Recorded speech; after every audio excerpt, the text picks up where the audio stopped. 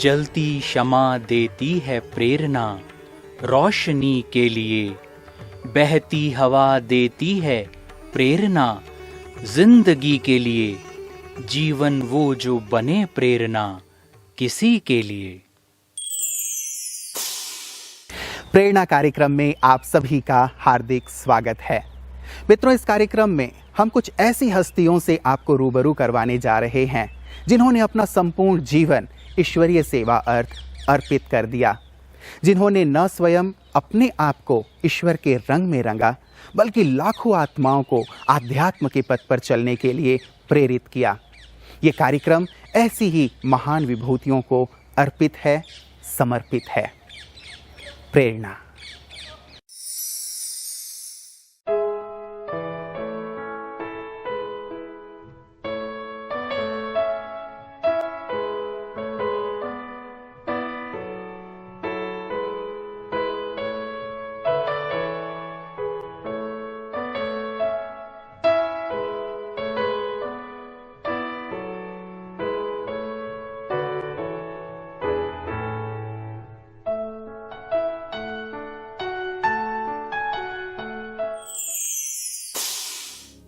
पंजाब के कैलिफोर्निया कहे जाने वाले शहर अबोहर में प्रजापिता ब्रह्मा कुमारी ईश्वरी विश्वविद्यालय की मुख्य संचालिका के रूप में आदरणीय पुष्पलता दीदी जी निमित्त हैं। दीदी पुष्पलता का जन्म 1952 में अबोहर के ही एक व्यापारी परिवार में हुआ। बाल्यकाल से ही आप में धार्मिक वृत्ति, भक्ति भाव, मिलनसार स्वभाव, उदारता आदि विशेष गुण रहे। दादी चंद्रमणि जी के द्वारा अबोहर में ही आपको ईश्वरीय ज्ञान मिला।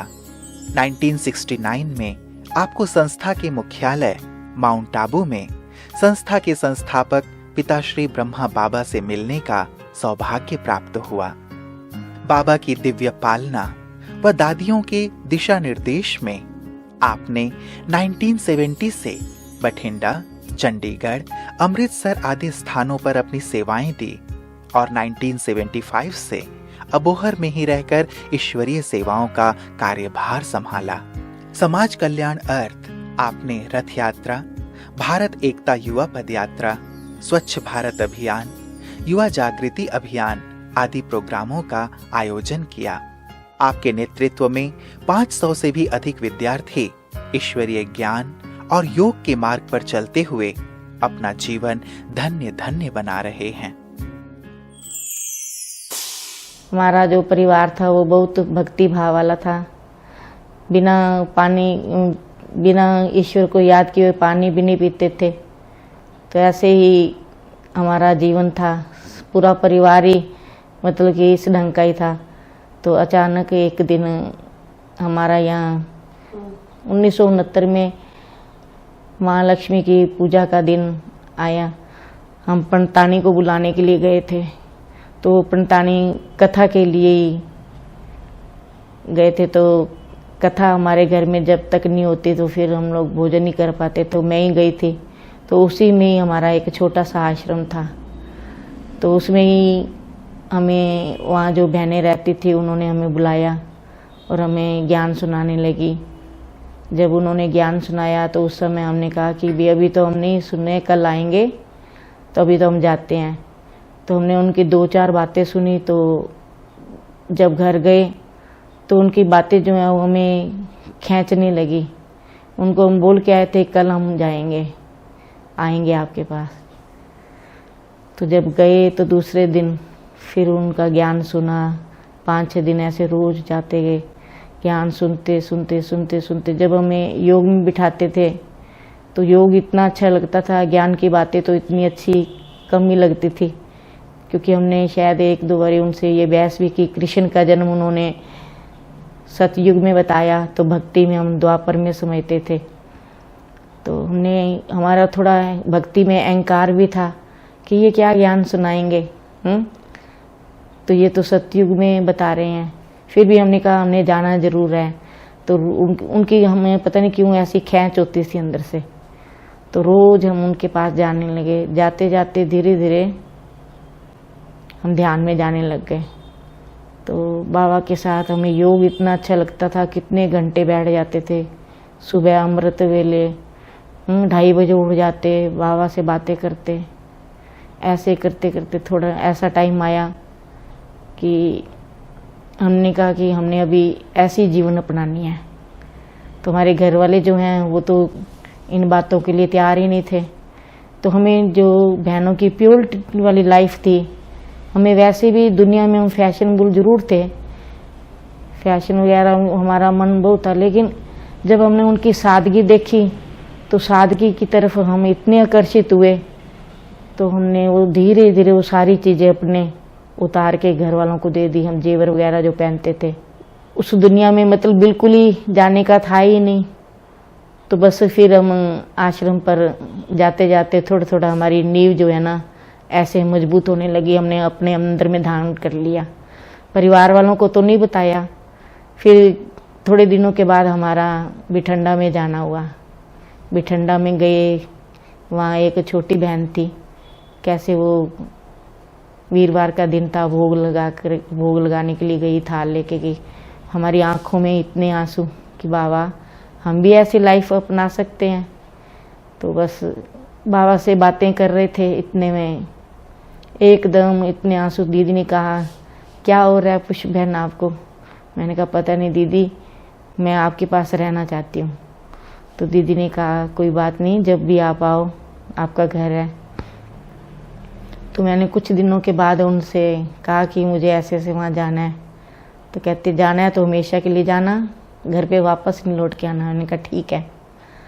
तो हमारे पिताजी रोज़ कहते थे आपने रोज़ जो वहाँ पर जा रही हो वहाँ क्या होता है, तो अगर जाना है तो आप अकेली जाओ, दोनों बहनों को नहीं लेके जाओ। तो हम तो 3 बहनें जाने वाली थी। फिर उन्होंने हमें ताले मार के अंदर बंद करना भी शुरू कर दिया। बाद में हम दिन में एक बार हमारे पिता ने कहा आज मैं शाम को आऊँ तो आप मुझे दिखाई नहीं देने चाहिए। तो हमने कहा ठीक है, छुट्टी तो मिली कैसे भी। हम अपना मतलब कि सामान थोड़ा बहुत लेकर के चले गए बिठंडा में। तो बिठंडा से कुछ टाइम दीदी ने हमें अपने पास रखा। उसके बाद चंडीगढ़ हम गए, वहाँ पर कोई मेला था, बाबा का ये प्रोग्राम बहुत अच्छा था। तो उसमें हमें अचल बहन जी ने साड़ी पहनाई। साड़ी पहनने के बाद हमें और ही मतलब कि अंदर में ऐसे नशे में कि बस मैं तो पता नहीं क्या अपने आप को इतना खुश नसीब, खुशी में, आनंद में, प्रेम में ऐसे झूमूं। और बाबा की यादें तो हमारे पास ऐसी थी कि अभी बता ही नहीं सकते, सारा दिन खोए ही रहते थे बाबा की याद में। तो उसके बाद फिर कुछ टाइम तो अचल बहन जी के साथ रहे। वहाँ उनकी हमें उन्होंने ब्राह्मणी आप दीदी की हर टाइम सेवा में ना ध्यान में, मतलब कि इनकी दीदी की सेवा आप नहीं करने में। और उनके नज़दीक क्योंकि मैं शांत रहती थी, वो कहते थे किसी तरह दीदी के नज़दीक आएगी, इनसे बातचीत करेगी, बोलेगी। तो ऐसे करते करते करते करते 5-6 महीने वहाँ हुए। फिर उसके बाद मुझे अमृतसर भेज दिया गया। तो अमृतसर में भी वहाँ मतलब सिलाई मुझे वगैरह आती थी, भोजन बनाना वगैरह आता था। तो दीदी मुझे वहाँ ले गए अपने साथ अमृतसर में। तो वहाँ पर कितना टाइम दीदी के पास रही। फिर दीदी को अचानक शारीरिक कष्ट आया, बीमारी। तो दीदी का वहाँ माउंट आबू जाना, वहाँ से बॉम्बे जाना। तो दीदी मुझे अपने साथ ले गए। वहाँ जाते जाते मधुबन में भी कितना टाइम रहने के लिए मिला, दीदियों के साथ भोजन करने के लिए। जिस समय हम चलते थे तो वहाँ पर बहुत थोड़ी आत्माएं रहती थी। हम बाबा को जब मिले, वहाँ बाबा छोटे से हाल में कमरे में बाबा रूम जो था, तो हम 10-15 जने ही होते थे। तो समझते थे पता नहीं कितनी बड़ी पार्टी आई है। ऐसे करते करते बस बाबा की यादें, पता नहीं वहाँ से यहाँ तक कैसे पहुँच गए, क्या हुआ आनंदमय जीवन में है। आँखों में बाबा तेरी जाने हैं कितने जलवे, आँखों में बाबा तेरी जाने हैं कितने जलवे। देखा है हमने इनसे जग को निहाल करते। आँखों में बाबा तेरी जाने हैं कितने जलवे देखा है हमने इनसे, जग को निहाल करते। आँखों में बाबा तेरी, आँखों में बाबा तेरी।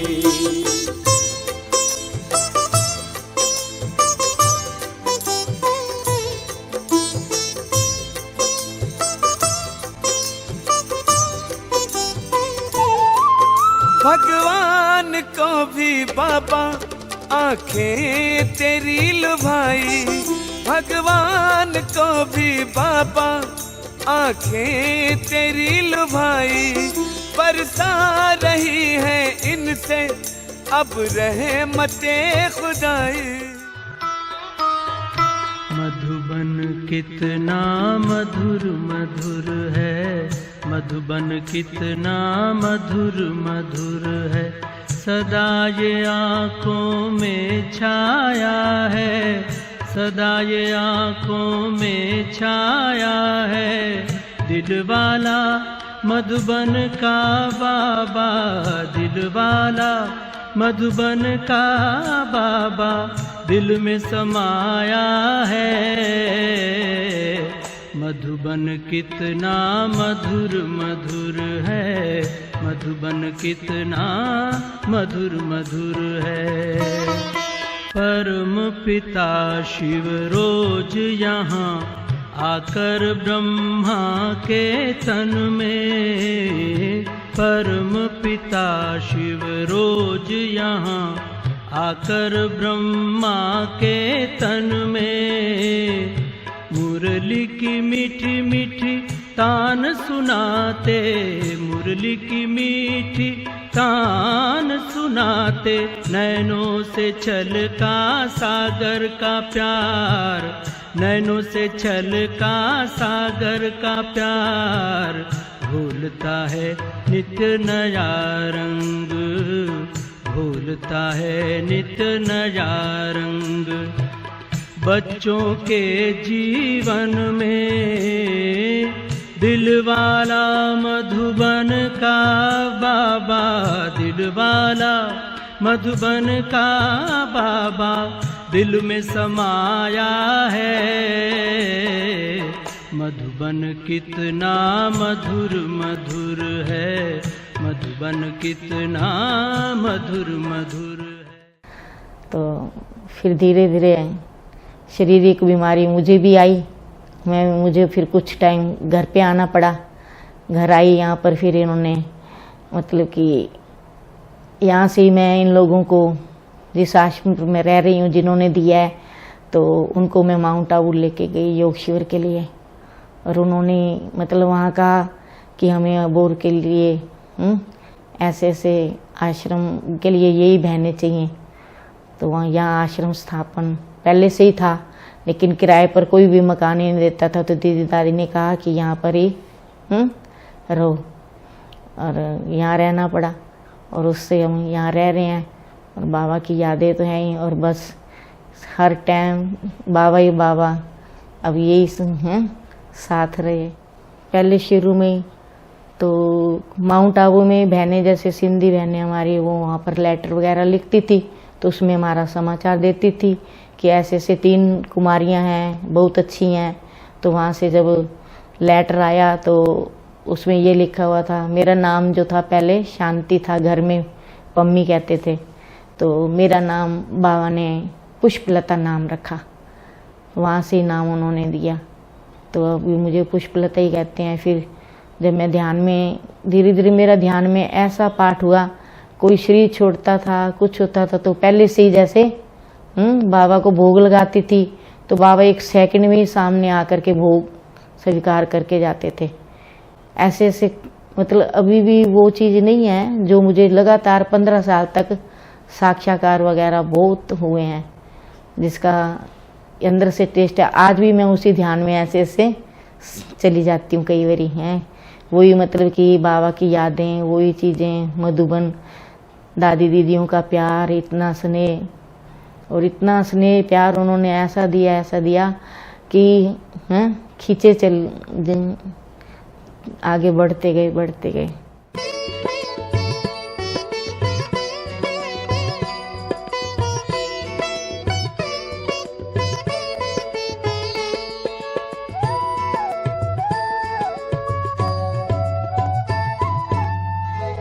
अमर कहानी ब्रह्मा की, अमर कहानी ब्रह्मा की। स्वर्णिम दुनिया लाएगी, स्वर्णिम दुनिया लाएगी। उनकी त्याग तपस्या सेवा, उनकी त्याग तपस्या सेवा शिव की झलक दिखाएगी। अमर कहानी ब्रह्मा की।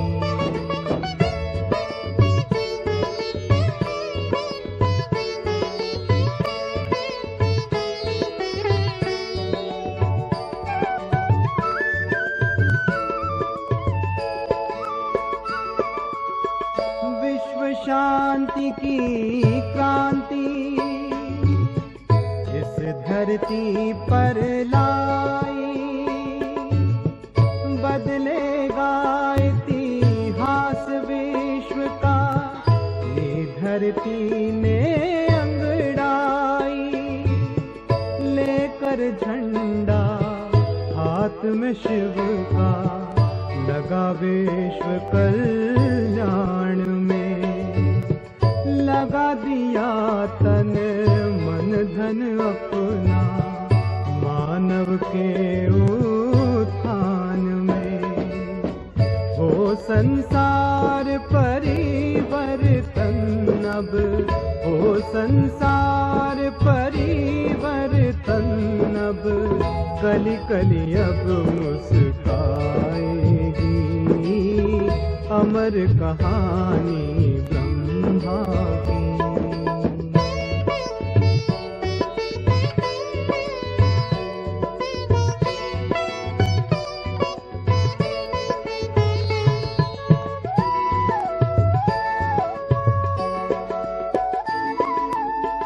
शिव सेनानी बाबा ने मानव को नया मोड़ दिया।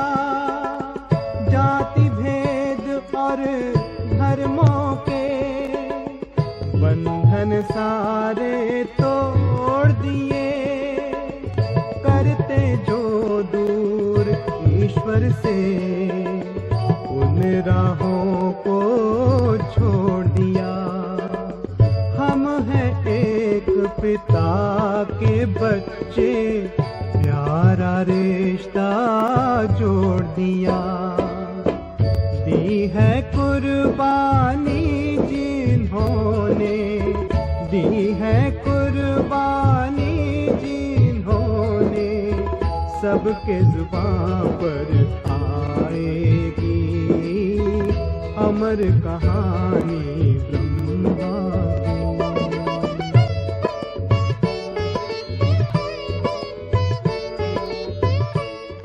बाबा को जो मैं पहली बारी मिली तो बाबा ने बहुत वरदान दिया कि बच्ची, निराकार का संग लगना मुश्किल है, साकार का संग लगना सहज है। फिर भी बाबा ने वरदान दिया कि बच्ची कभी भी आपको साकार का संग नहीं लगेगा। और बच्ची का जब मैं चंदमन दीदी के साथ मिली थी बीमारी में, उस समय बाबा ने ये वरदान दिया कि बच्ची का भविष्य में भी माँ रथियों के साथ विशेष पाठ है। अब भी विशेष पाठ है और भविष्य में भी विशेष पाठ है। क्यों दीदी की बीमारी के कारण मैं रोज बाबा से मिलती थी। एक दिन छोड़ के बाबा आते थे तो कभी कोई फल देते, कभी कोई फल देते, तो मैं उन बस खुशी में झूमती रहती। छोटी सी उम्र थी, 16 साल की उम्र थी। दादी दादी गाए दिल, दादी दादी गाए दिल, ये हमारा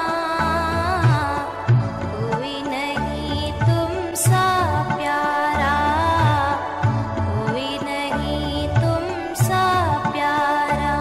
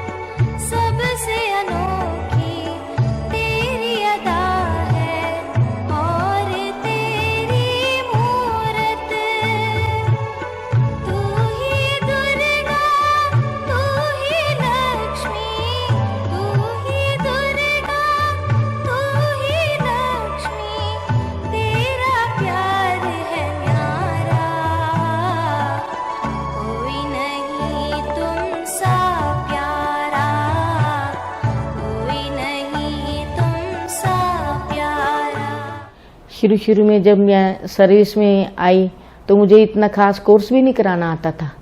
तो जब यहाँ आई तो बस बाबा के आगे बैठ जाती थी कि बाबा आप आ जाओ। तो इतने अच्छे अच्छे लोग आते थे, कोई जैसे ये वकील भाई जी हैं, कितने हैं, तो कितने तरह के क्वेश्चन वगैरह पूछते थे और सब के ऐसे राइट जवाब देना, ऐसे करना, कैसे उमंग उल्लास भाइयों को होता था, कैसे कैसे कितने ऑटोमेटिक। और मैं ये सोचती थी ये कार्य कौन करा रहा है, कैसे, मेरे पास तो कुछ है ही नहीं ऐसा करने वाला। लेकिन बाबा मतलब कि इतना साथ का अनुभव कराते थे। और जो काम मैं बिल्कुल मुझे पता ही, मैं क्योंकि मैं पढ़ाई में तो मैं बिल्कुल थोड़ी क्लास पढ़ी हुई हूँ, ये सब बाबा की ही देन है।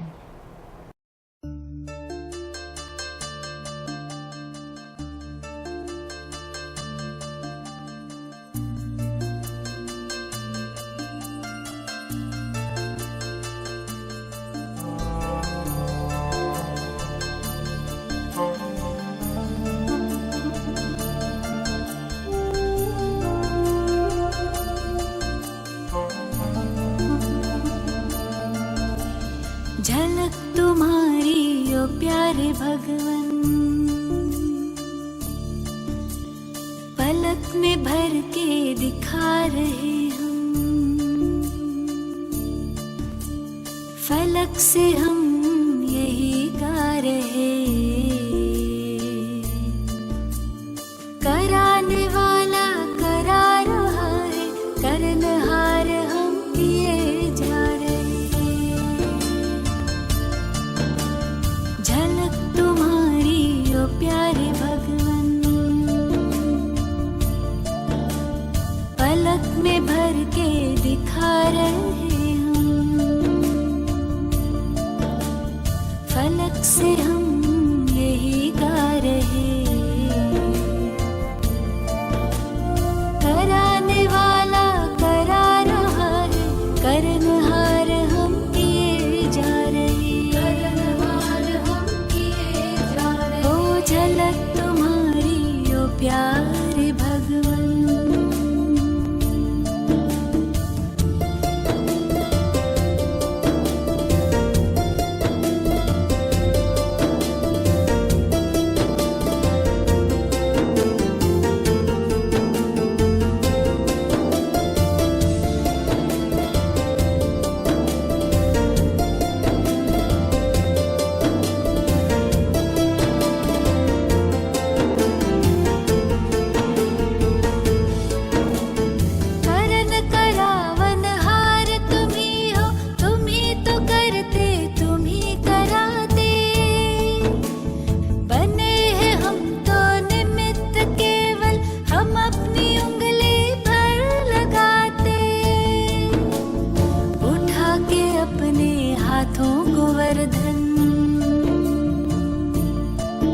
एक तो जब से हम शुरू से अब तक आए हैं, परीक्षाएं तो बाबा कहते आएंगी और आगे बढ़ाने के लिए आती हैं, और ये उसमें हमारा कल्याण भी है।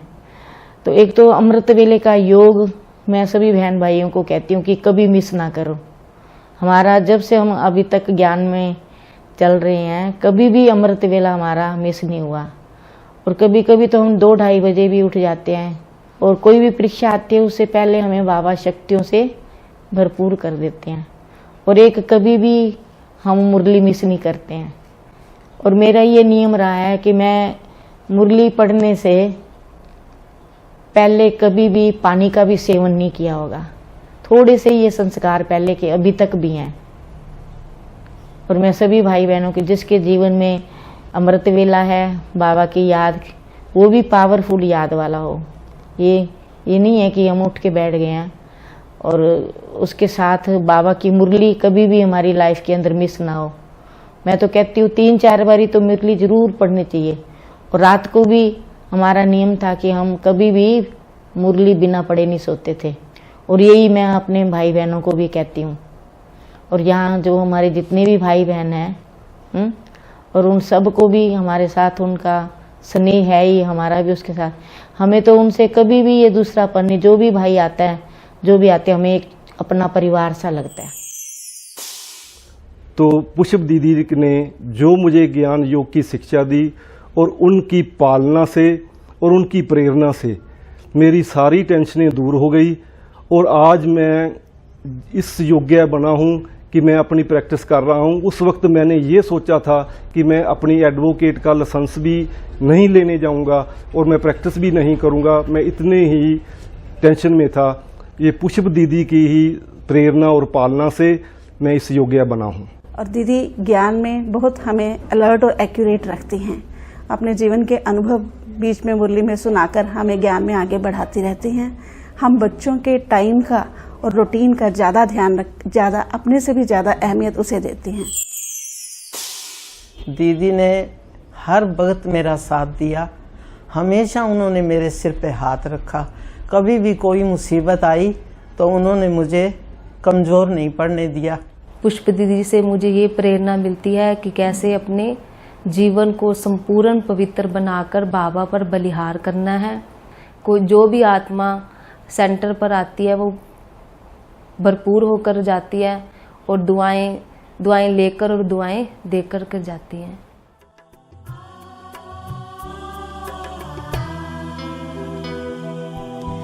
बड़ा सुख मिलता है